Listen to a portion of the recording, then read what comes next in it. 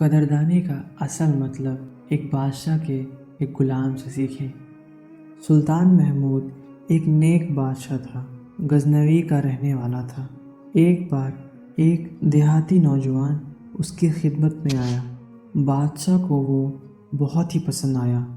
بادشاہ اسے اپنی خدمت میں رکھنے لگا، اس سے مشورہ کرنے لگا اور زیادہ سے زیادہ وقت وہ اپنے غلام کے ساتھ ہی گزارنے لگا۔ وہاں کے جو وزیر تھے ان کو یہ بات بالکل بھی ناگوار لگی۔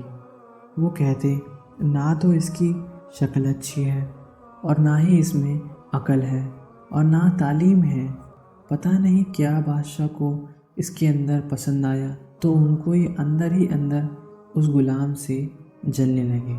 چنانچہ اس کوشش میں لگے رہتے کہ کبھی کوئی ایسا موقع ملے کہ ہم بادشاہ سے یہ بات کریں۔ انہوں نے ایک دن بادشاہ سلامت سے یہ پوچھ ہی لیا، آخر کیا چیز ہے کہ آپ اس غلام پر اتنے فدا ہیں؟ جو محبت کی نظر آپ اس غلام کو دیکھتے ہیں وہ ہم پر کبھی پڑتی ہی نہیں ہے۔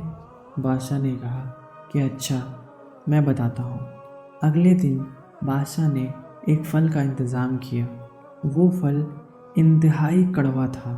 بادشاہ نے وہ وزیر اور باقی درباروں کے اندر ایک ایک پھل کو تقسیم کر دیا اور کہا کہ کھاؤ۔ جس نے بھی منہ سے لگایا وہ تھو تھو کر کے پھینک دیا۔ وہ کہنے لگے، بادشاہ سلامت، یہ تو بہت ہی کڑوی ہے۔ پھر بادشاہ نے اس غلام ایاز کو دیکھا کہ وہ اس پھل کو بڑے ہی مزے سے کھا رہا تھا۔ کوئی ناگواری اس کے آثار نہ تھی۔ چہرے کے اوپر کھلے چہرے کے ساتھ، مسکراتے چہرے کے ساتھ ایاز وہ پھل کھا رہا تھا۔ بادشاہ نے پوچھا، ایاز کیا یہ کڑوا نہیں ہے؟ ایاز نے بڑے ہی پیارے انداز سے کہا، بادشاہ سلامت، کڑوا تو ہے۔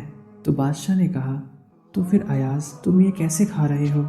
ایاز نے کہا، جی بادشاہ سلامت، میرے دل میں ایک خیال آیا کہ جس ہاتھ نے مجھے آج تک میٹھے میٹھے چیزیں لے کر کھلایا ہے، اگر آج کڑوی بھی مل گئی تو اسے خوشی سے کیوں نہ کھاؤں؟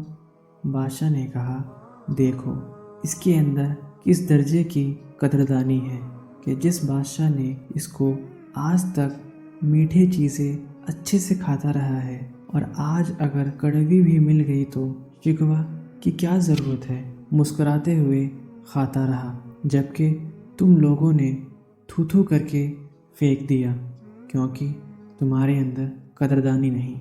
جس پروردگار کی طرف سے ہمیں زندگی بھر خوشیاں ملتی رہی ہیں، کبھی کوئی بیماری آ گئی یا تکلیف آ گئی تو بے صبری کی کیا ضرورت ہے؟ کاش اس ان پڑھ نوجوان ایاز والی صفت ہمارے اندر بھی آ جاتی۔